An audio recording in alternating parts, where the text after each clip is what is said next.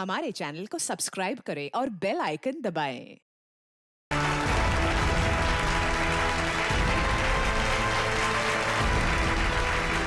अरे वारे पार्टनर, किसी मोबाइल की लॉन्चिंग इससे अच्छी नहीं हो सकती। देखो शायला कैसे सबको दीवाना बना रही है। मैंने तो पहले ही कहा था, शायला के जुड़ने से हमें बहुत फायदा होगा।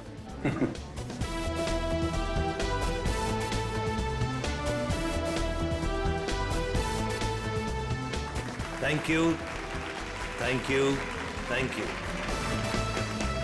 ग्लोबल मोबाइल के नए फोन के लॉन्च पर आप सभी का स्वागत है। उम्मीद है आप सभी को बहुत मजा आ रहा होगा और आप मीडिया वालों की बेसब्री को मैं समझ सकता हूँ। आपके सवालों का जवाब देने आ रहे हैं हमारे ग्लोबल मोबाइल के सीईओ मिस्टर करण।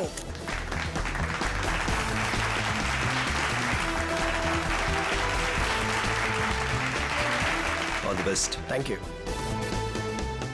एवरीवन। आप लोग अपना कीमती वक्त निकाल कर यहाँ आए, इसके लिए आप सभी का बहुत बहुत शुक्रिया। Thank you.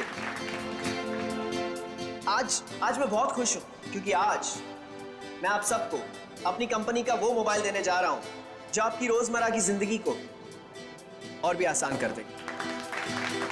सो जोरदार तालियों से स्वागत कीजिए टेक्नोलॉजी के नए आविष्कार का, my new phone global mobile X4।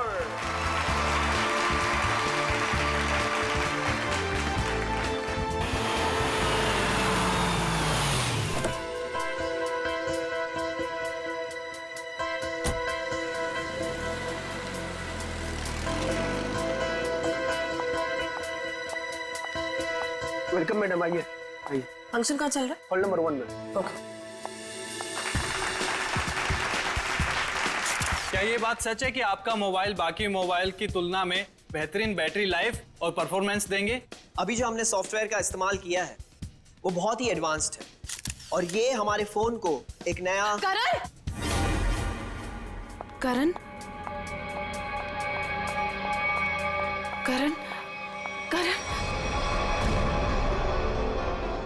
करण ये कौन है मामा जी? पता नहीं। मैं तुम्हें देखिए कितनी खुश हूँ करण। मैं कितना परेशान हो गई थी। I am so happy to see you. Excuse me, छोड़िए, कौन है आप? क्या बदतमीजी है? मुझे लगा तुम मुझे पहचान लोगे और यहाँ आप क्या लगा रखा है? हाँ, मुझे मेरे नाम से बुलाओ ना। मुझे पता भी नहीं कि तुम कौन हो, तो तुम्हारा नाम कैसे पता चलेगा मुझे? तुमने अपना एड्रेस बदल दिया, अपना फोन नंबर बदल दिया, फिर भी मैंने तुम्हें ढूंढ निकाला। 2 साल इंतजार किया है मेरे कारण। 2 साल? हे, नो फोटोग्राफ्स, नीचे खींचिए। No camera please, please. Please.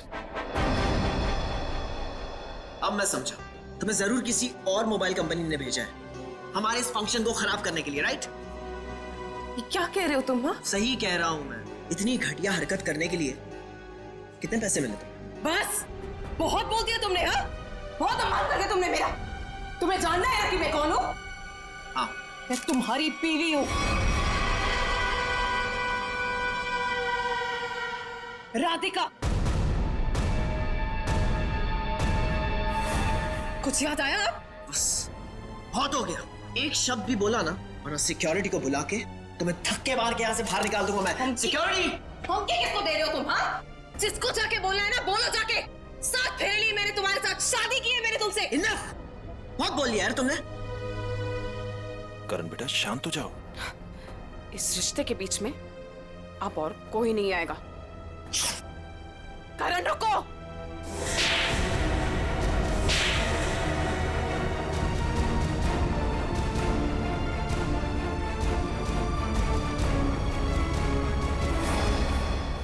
ये 2 तमाचे उन 2 सालों के लिए जो मैंने तुम्हारी याद में बिताए हैं। तुमने मुझे थप्पड़ मारा, मुझसे दुश्मनी बहुत महंगी पड़ेगी। पता है मैं कौन हूँ? पता है तुमने किससे दुश्मनी मोल ली है? अपने पति से। मैं तुम्हारा पति नहीं हूँ। अगर मैं तुम्हारा पति हूँ ना, तो सबूत बताओ। अच्छा, तो देते हैं ना सब। उतारो अपने कपड़े। व्हाट?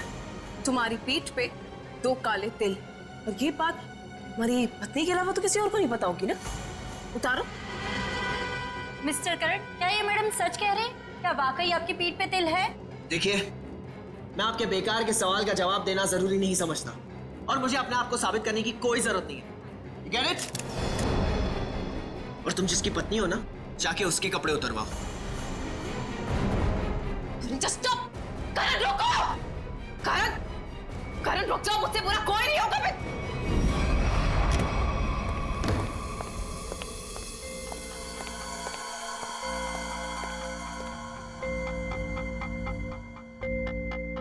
छोड़ूंगा नहीं मैं उस औरत को। उसकी इतनी हिम्मत कि उसने सबके सामने मुझे दो झापड़ मारे। करण कुमार की इतनी बड़ी इंसल्ट जिंदगी में किसी ने नहीं की। जरा मैं भी तो सुनूं, कौन है ये औरत जिसने मेरे पति श्री करण कुमार जी का इतना बड़ा अपमान किया? देखो अनीता, मैं पहले ही बहुत बुरे मूड में हूँ। मेरे जख्म पे मरहम तो नहीं लगा सकती, कम से कम नमक तो मत छिड़को। मरहम लगाने के लिए तो कपड़े निकालने पड़ते हैं ना, जैसा कि उस औरत ने कहा था। तुम्हें कैसे पता चला?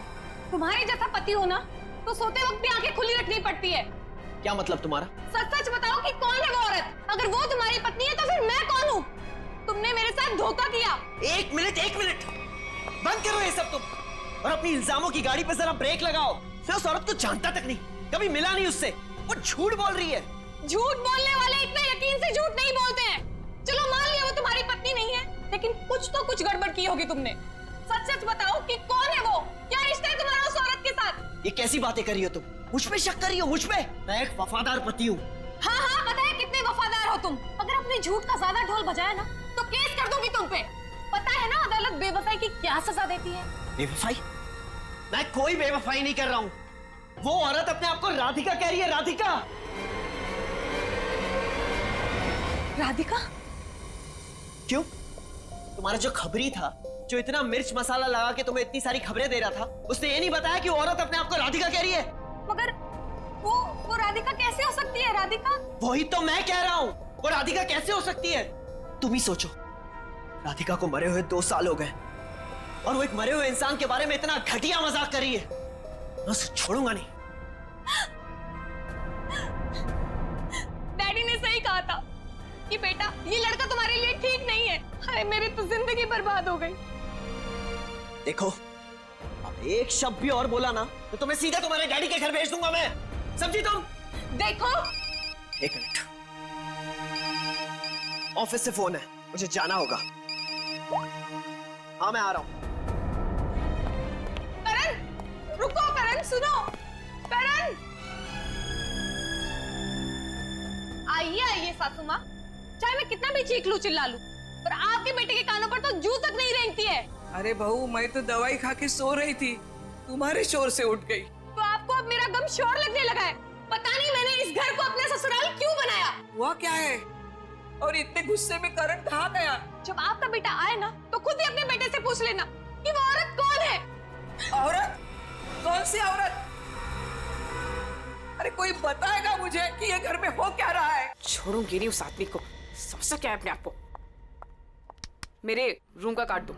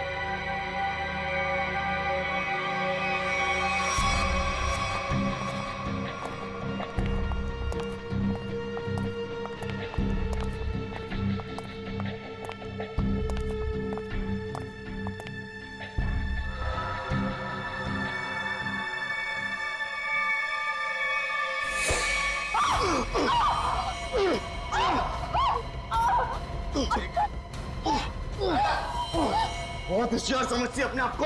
अब तुझे कौन बचाएगा मुझसे? मैं बचा लूंगा। तुझे कौन बचाएगा?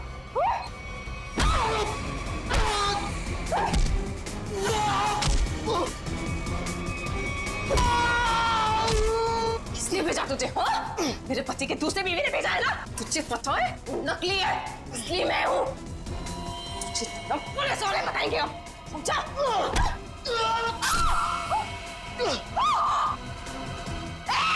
भागता कहाँ है? रुक!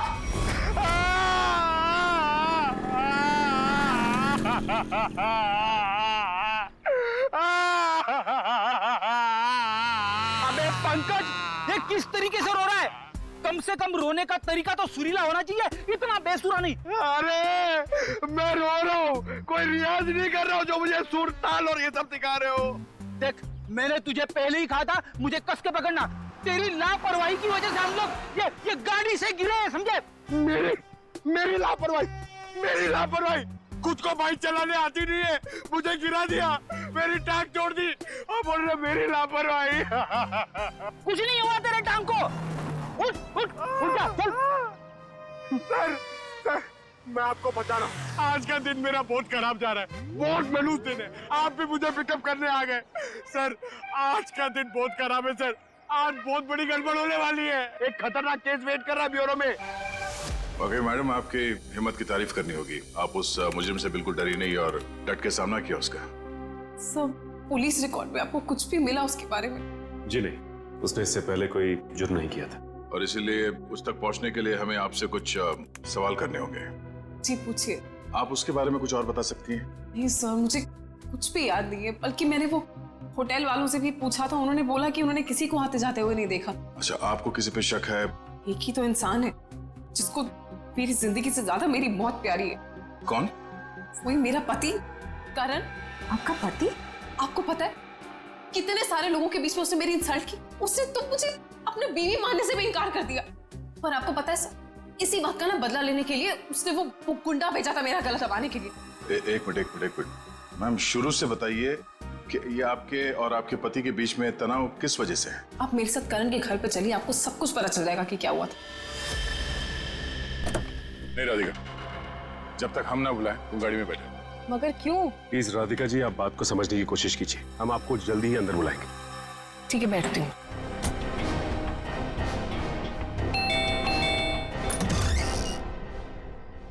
जी आप लोग? सीआईडी। सीआईडी? अंदर आइए प्लीज।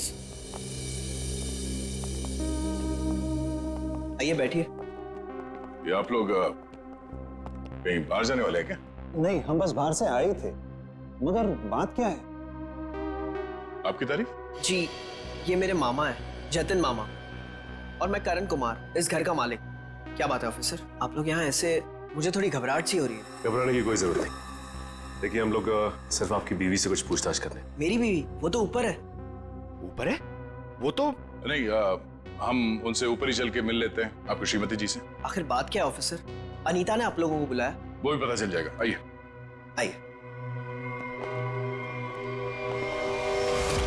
अनीता, अनीता कहाँ चली गई? बाथरूम में पानी बहने की आवाज आ रही है। श्रेया? हाँ, इस वक्त उसके नहाने का समय होता है। अनीता जी, अनीता जी। सर, दरवाजा खुला है। Anita ji. Oh no. Sir, Anita ji, Anita ji. Anita, Anita क्या हुआ? सर, ये तो मर चुकी है। अनीता, अनीता, अनीता। एक मिनट, करण, आप संभलिए प्लीज। अनीता को क्या हुआ? ले जाओ। करण जी, अनीता, करण जी, आप मेरे साथ बाहर चलिए प्लीज। आइए आइए आइए।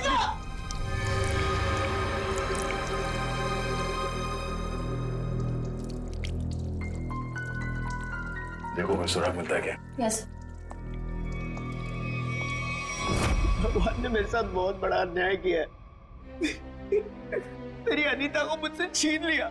Oh God. बेटा, संभालो अपने आप को। ये सुधा कहाँ गई? सुधा? सुधा जी का कमरा कहाँ है? वो रहा। बेटी, जरा सुधा जी को बाहर लेके आओ। नहीं, आप बैठिए। माफ कीजिएगा मगर हमें आप लोगों से कुछ सवाल करने होंगे। सर ये बताइए। हाँ सर, वो सुधा जी क्या क्या हुआ माँ को? हाँ क्या हुआ माँ को?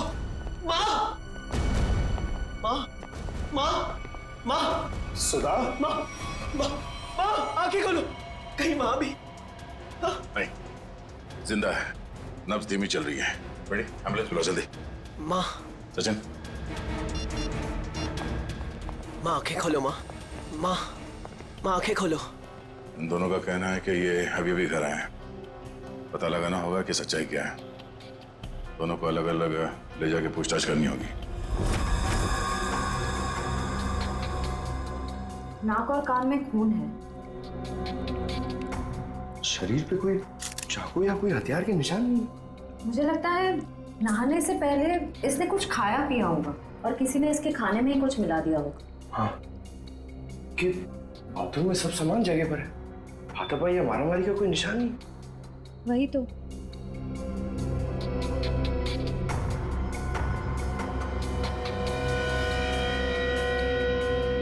श्रेया मैम, अनीता की बॉडी पे कोई टैल्कम पाउडर लगा हुआ है क्या? नहीं तो, इनफैक्ट पूरे बाथरूम में ही कहीं कोई टैल्कम पाउडर नहीं है। तो ये क्या है?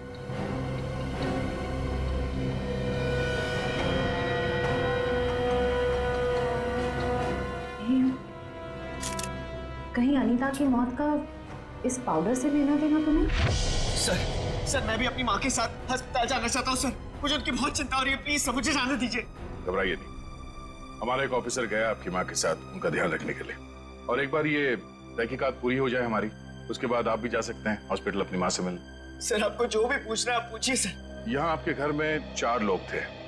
अनीता जी का खून हो गया, आपकी माँ बेहोश पड़ी थी, तो अब बचे 2, आप और आपके मामा जी। आप हम दोनों पे शक कर रहे हैं? क्या करें, हम सीआईडी वालों का काम ही कुछ ऐसा होता है। शुरुआत शक की बुनियाद से ही होती है। आप हम पर शक कर रहे हैं सर? हमारे घर में इतने सारे नौकर भी तो हैं। मेरा मतलब थे। आज दोपहर को माँ ने सारे नौकरों को पनवेल भेज दिया सर, हमारे फार्म हाउस पे। वहाँ पे रेनोवेशन चल रही है, लेकिन अब तक तो उनको आ जाना चाहिए था। आज ही नौकर को बाहर भेजा और आज ही ये सब कुछ हो गया। ये कोई संयोग तो नहीं हो सकता। आपने आखिरी बार अनीता को जिंदा कब देखा था? आज दोपहर को 1 बजे से। उसके बाद मैं ऑफिस चला गया और फिर मामा जी के साथ वकील के यहाँ। करण ने मुझे 1:30 बजे संगानेर रोड से पिकअप किया, वहां से हम वकील के पास गए। और इस बीच आप दोनों की अनीता जी या सुधा जी से कोई बात हुई थी? नहीं, कोई बात नहीं, कोई फोन भी नहीं आया। वकील के साथ मीटिंग करने के बाद हम 4 बजे तक घर लौट आए। और घर का दरवाजा किसने खोला? मैंने आपको कहा ना, घर में सबके पास एक एक चाबी है घर की। मैंने अपनी चाबी से दरवाजा खोला और मैं और मामा जी घर में आ गए। हमें 5 मिनट भी नहीं हुए थे बैठे हुए कि घर की घंटी बजी और देखा कि आप लोग आ गए सर। और इस बीच आपने जाके देखा नहीं कि आपकी माँ और आपकी बीवी अनीता कहाँ है? सुधा दीदी रोज दोपहर से शाम दवाई खा के सो जाती थी, मगर हाँ, घर लौटने के बाद करण ऊपर जरूर गया था। क्या क्या कहा आप? करण ऊपर गया था? जी।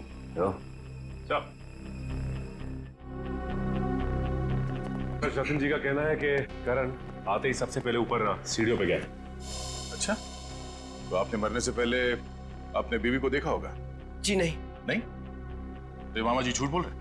नहीं तो मैंने ऐसा तो नहीं कहा था ना। मैं ऊपर जा रहा था, लेकिन कमरे तक पहुंचने से पहले मेरा फोन बजने लगा। ऊपर नेटवर्क का प्रॉब्लम है, इसलिए मैं वापस नीचे आ गया। पता नहीं क्यों चाहकर भी हमें यकीन नहीं हो रहा आप दोनों के बयान पर। ऐसे लग रहा है कि हम लोग कोई कहानी सुन रहे हैं, एक मन घड़ंत रची हुई कहानी। अरे सर प्लीज, हमारे साथ इतना बड़ा हादसा हुआ है और हमें हमदर्दी दिखाने के बजाय आप हम पे ही शक कर रहे हैं। हमदर्दी से ज्यादा जरूरी हमारे लिए अनीता को इंसाफ दिलाना है, उसके खूनी को फांसी के फंदे तक पहुंचाना है। अब उस मुजरिम को पकड़िए सर, क्या पता कल को वो मामा जी या मुझे मार दे। सर ऊपर बाथरूम में ये हरा पाउडर मिला, इसके अलावा और कोई खास सबूत हाथ नहीं आया है। आप कुछ बता सकते हैं इस पाउडर के बारे में? क्या है ये? नहीं सर, इससे पहले इस पाउडर को मैंने बाथरूम में कभी नहीं देखा। कोई बात नहीं, हम पता कर लेंगे। पंकज, टेस्टिंग के लिए भेज दो। सर मैं भी हॉस्पिटल जाना चाहता हूँ सर। सर प्लीज मुझे जाने दीजिए, मुझे अपनी माँ से मिलना है sir. Please sir, please please sir जाने दीजिए इसे। अभी नहीं। लेकिन क्यों नहीं? आपके सारे सवाल तो खत्म हो गए ना, सिवाय एक के, और उस सवाल का नाम है राधिका। अरे ये तो वही लड़की है। ये वही है जिसने मुझे 2 थप्पड़ मारे थे। तुम्हारी हिम्मत कैसे हुई यहाँ आने की? तुम्हारे जैसे आदमी को 2 नहीं 200 थप्पड़ पड़ने चाहिए।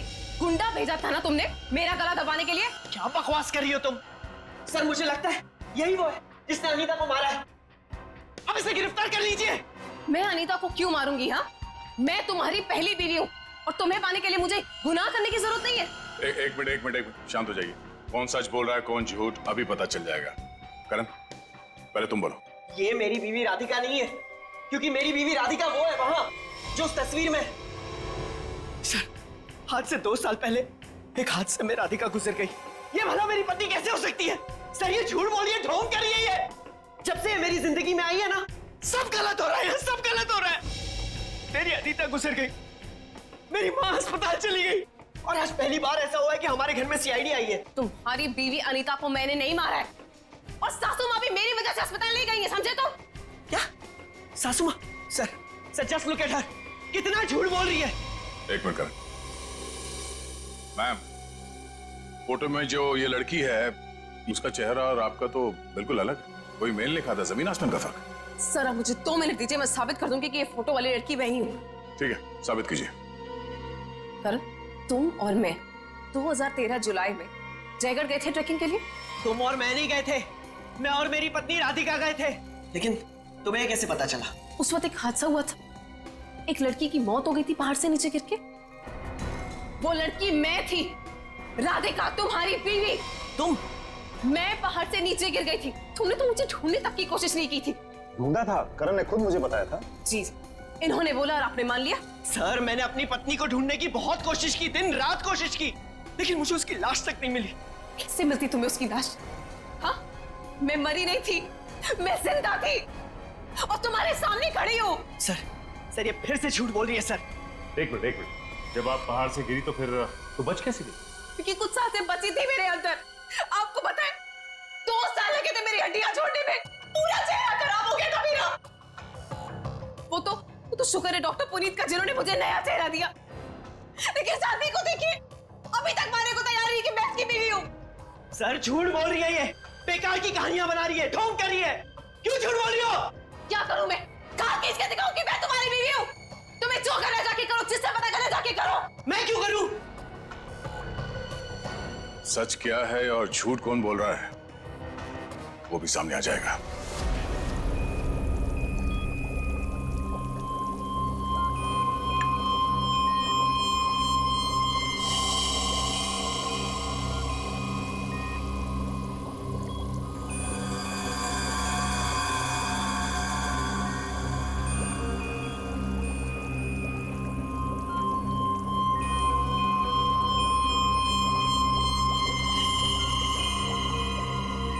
कमाल है, होशियारी और बेवकूफी का ये अजीब सा संयोग। तालुके साहब, आप इतने उलझे क्यों लग रहे? आपको तो खुश होना चाहिए, इस बार हमने जो तगड़ा सबूत दिया है आपको, वो पाउडर। अगर वो पाउडर आप लोग नहीं भेजते ना तो भी मैं अपना काम चला लेता। कैसे बताता हूं। एक हाँ मेरे साथ ये देखो, ठीक वैसा ही हरा रंग जैसे हरे रंग का पाउडर आप लोगों को मिला। ये एक किस्म की केमिकल है, ये एक किस्म का ब्लीच है, सल्फा क्रोमेटोज, जो कि अधिकतर इंडस्ट्रीज में इस्तेमाल की जाती है। मतलब सर ये केमिकल अनीता के नहाने के पानी में था? बिल्कुल, और ये कितना खतरनाक केमिकल है इसका असर तुम लोग देख ही चुके। जैसे जैसे ज्यादा मात्रा में इंसान के टच में आता है, इंसान की हालत खराब होती जाती है, उसकी नसें, उसकी ब्लड वेसल्स इतनी फूल जाती हैं कि फट जाती हैं और उसी की वजह से मौत हो जाती है। सर बाथरूम में कोई बकेट तो नहीं थी, यानी वो जहरीला पानी शावर से ही आया होगा ना? लगता तो ऐसे ही है, दोबारा जाके वहां पे वो शावर चेक करना पड़ेगा। डॉक्टर साहब ये बताइए कि करण की माँ सुधा जी, उन्हें भी इसी तरह के केमिकल से बेहोश किया गया था? हाँ दया, था तो केमिकल ही, लेकिन ये केमिकल नहीं था। वो केमिकल था मैथनॉल। आप बता दो। ये देख रहे हो, ये लाल लाल निशान उस मेथनॉल के रेजिड्यू। ये किस तरह का केमिकल है? ये केमिकल इंसान को पूरी जिंदगी के लिए पैरालाइज कर देता। मतलब खूनी सुधा जी को मारना नहीं चाहता था, उन्हें हमेशा के लिए अपाहिज बनाना चाहता था। लगता तो ऐसा ही। कोई आपसी दुश्मनी का मामला लगता है सर। एक को मार दिया और एक को जिंदा लाश बना दिया। क्या अनीता जिस पानी से नहा रही थी उसमें जहर था? इसलिए अनीता के मौत के बाद इस बाथरूम के और टंकी के पानी के इस्तेमाल पर रोक लगा दी गई थी। लेकिन हम सब इसी टंकी के पानी से नहाए थे, फिर हमें कुछ क्यों नहीं हुआ? इसका जवाब भी बहुत जल्द मिल जाएगा आपको। सर मुझे तो नौकरों पे शक है। हम तो पनवेल वाले फार्म हाउस पर थे और हम क्यों मिलाएंगे मेम साहब के नहाने के पानी में सर? और ये पानी हमारे बाथरूम में भी आता है। ठीक है, आप सब लोग यही रहिए। उस जहरीले पानी का असर सिर्फ अनीता पे क्यों हुआ और बाकी किसी पे क्यों नहीं हुआ वो अभी पता चल जाएगा। पंकज,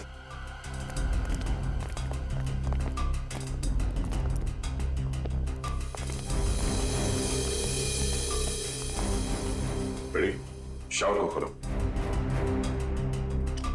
अगर जहर पानी में है तो उस केमिकल के अवशेष इसमें जरूर मिलेंगे।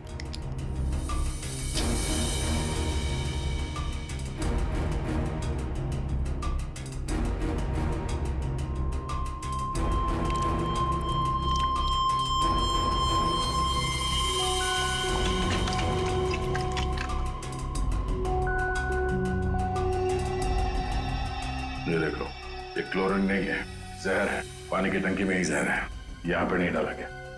चलो ऊपर। जवाब चाहिए ना आपको? चलिए ऊपर।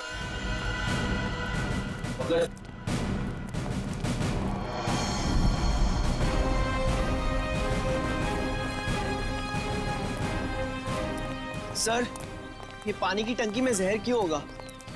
अगर इसमें जहर होता तो हम सब जिंदा कैसे? हो सकता है आप लोग कई दिनों से नहाए नहीं हो। फॉरेंसिक किट लाए हो? सर वो नीचे। लिख लिया। Yes sir. इस पानी की टंकी तक कोई घर वाला ही आ जा सकता है ना? हाँ, घर का कोई सदस्य या नौकर? सर हम में से ऐसा कोई क्यों करेगा? अब ये काम तो किसी बाहर वाले का हो नहीं सकता। बाहर वाला कोई भी इतनी आसानी से आपके घर के पानी की टंकी तक कैसे पहुंचेगा? क्यों नहीं पहुंच सकता? पिछले हफ्ते एक प्लम्बर भी तो आया था यहाँ। इंटरेस्टिंग। पर आप लोगों की जानकारी के लिए बता दूं, इस जहरीले पानी का असर सिर्फ अनीता पे इसलिए हुआ क्योंकि खुदी ने वो जहर पानी में उस वक्त मिलाया जब अनीता नहाने के लिए गई। हाँ सर, ऐसा हो सकता है क्योंकि घर पे सबको पता था कि अनीता किस वक्त नहाने जाती है।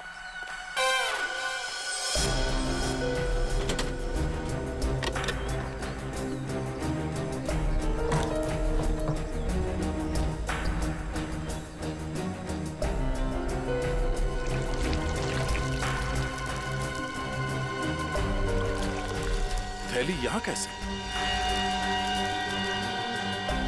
टेस्ट करो सर।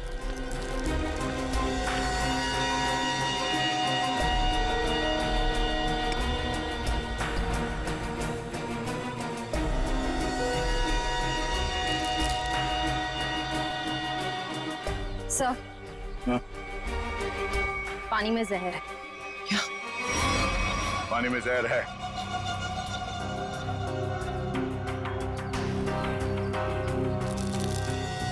तंगूस?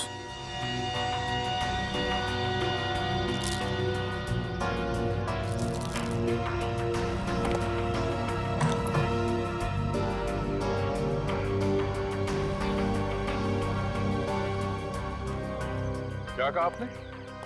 एक हफ्ते पहले प्लम्बर आया था? जी। लगता है उसी दौरान ये सब हुआ है। किसी ने वो जहर इस प्लास्टिक में डालकर यहाँ पे रख दिया था और उसे तंगूस से बांध के नीचे कनेक्ट किया था। और जैसे ही अनीता बाथरूम में गई नहाने के लिए, उसने तंगूस को खींचा। प्लास्टिक के अंदर जो जहर था वो पानी में घुल गया और अनीता की मौत हो गई। लेकिन सर, घर के किस सदस्य का काम है ये? कैसे पता चलेगा? बेटी, अगर किसी ने तंगूस यहां से खींचा है तो जरूर आसपास किसी न किसी ने तो देखा होगा कुछ। आसपास लोगों से पूछते हैं।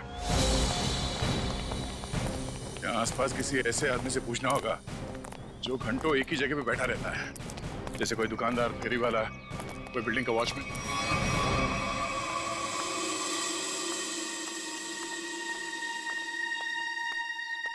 सुनिए भाई साहब, वो आइए आइए बहन जी, एकदम ताजी सब्जी है। कौन सी दूं? नहीं, मुझे सब्जी नहीं लेनी है, मैं सीआईडी से हूँ। हमें आपसे कुछ सवाल करने। सवाल? कौन से मैडम सवाल? तो आप रोज बैठते हो यहाँ पे सब्जी बेचने? पिछले 2 साल से हम यहाँ दुकान लगा रहे हैं साहब। तो पिछले 2 साल से आप ये सामने वाला घर भी देख रहे होंगे? हाँ साहब। परसों दोपहर को 1 से 3 बजे के बीच में तुमने किसी आदमी को देखा था उस घर के आसपास? तो ऐसा आदमी जिसपे तुम्हें शक हुआ हो, तो उस घर के आसपास बहुत देर से खड़ा हो।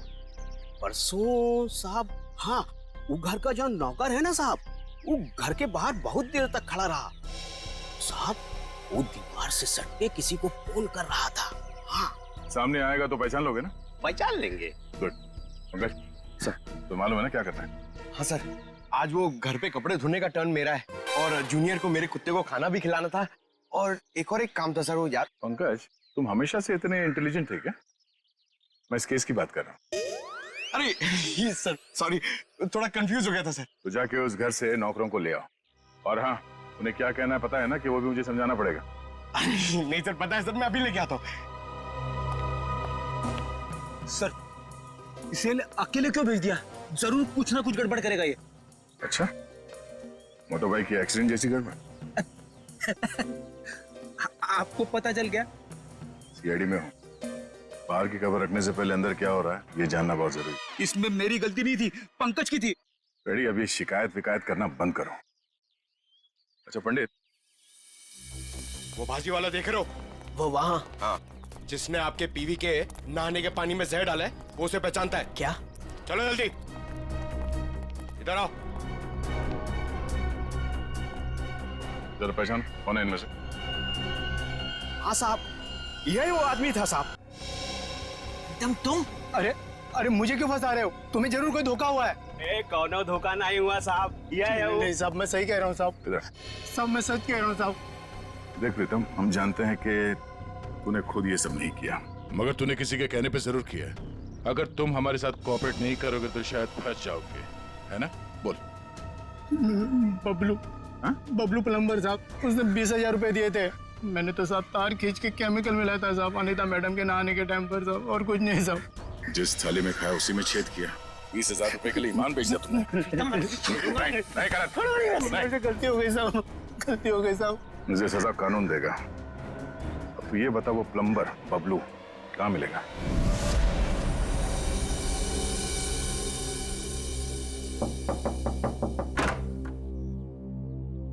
नमस्ते। नमस्ते। बबलू है क्या? आप लोग बाद में आना, बबलू भी घर पर नहीं है। कहाँ गया बबलू? काम पे गए हैं। आप अपना नंबर दे दीजिए, वो आएंगे तो मैं उन्हें दे दूंगी। नंबर? जी, गर्मी बहुत है, एक गिलास पानी मिल सकता है? अभी लाई। जी।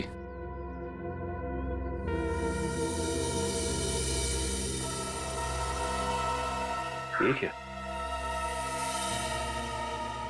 बबलू के प्लम्बिंग का सामान तो यहीं पड़ा हुआ है। इसका मतलब ये औरत हमसे झूठ बोल रही है। Thank you.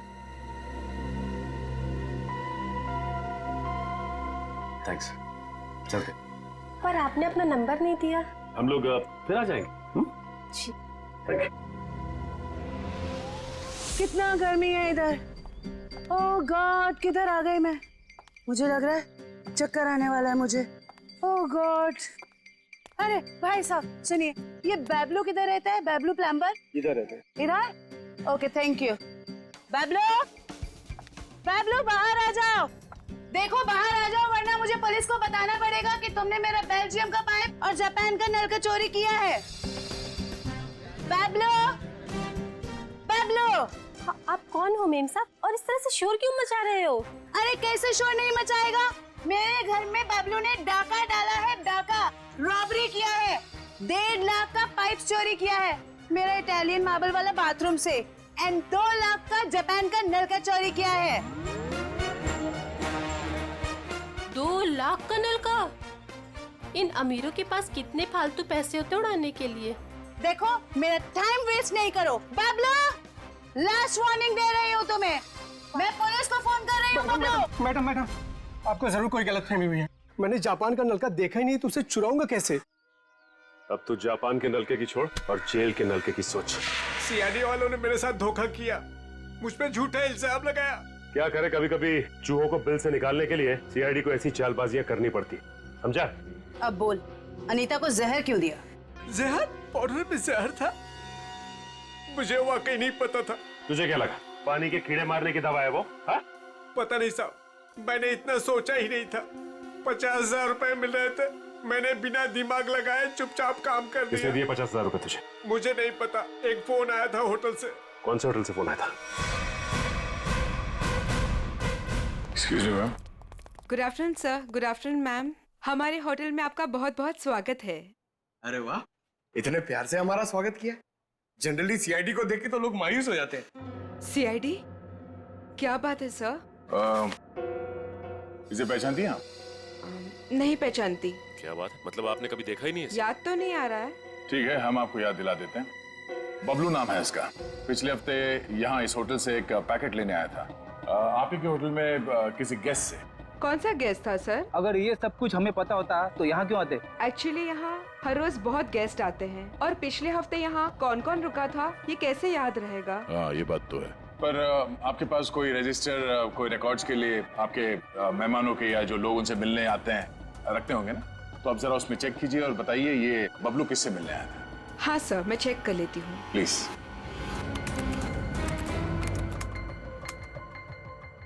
हाँ सर, मिल गया। ये 25 सितंबर की बात है। यहाँ 209 के जो गेस्ट थे उन्होंने बबलू के लिए पार्सल छोड़ा था रिसेप्शन पे। और चेकआउट कब कर गया वो? अब तक तो नहीं किया सर। मतलब वो अभी कमरे में है? नहीं, एक्चुअली मैंने उन्हें होटल के कॉफी शॉप में जाते हुए देखा था। नाम क्या आपके इस गेस्ट का?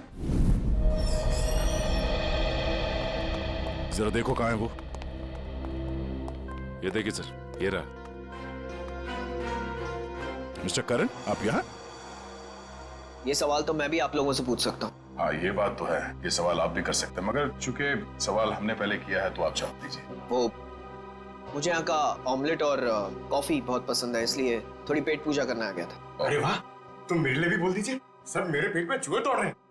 हमारे चूहों को कह दो कुछ देर के लिए इंतजार करें, क्योंकि हम यहाँ जिस खास शख्स से मिलने आए हैं, पहले उससे तुम मिलने।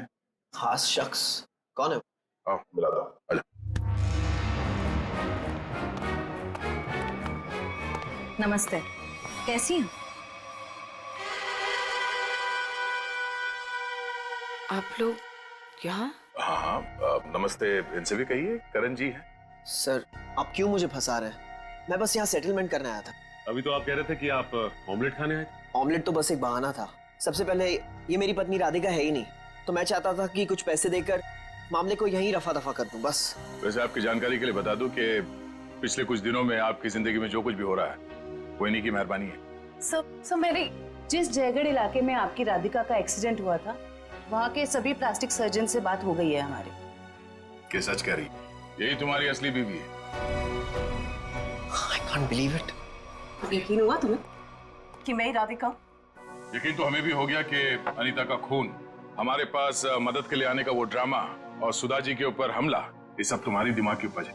सर, मैंने ये सब नहीं किया सर। आपको कोई गलतफहमी होगी सर। वैसे हम अपनी गलतफहमी दूर करने के लिए हम लोग यहाँ पे आए हैं। राधिका, क्या हुआ? राधिका, राधिका, राधिका, सही, राधिका। ओह नो, पानी में जहर डाल दिया। बेटा, किसने दिया? सर, वो उधर गया। एम्बुलेंस को फोन करो। राधिका, राधिका। Hello, ambulance.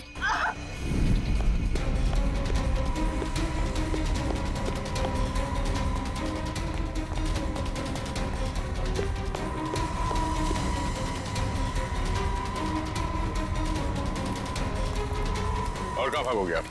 जाने दो मुझे। हाँ? जाने दो मुझे। जाने दो मुझे। जाने दे।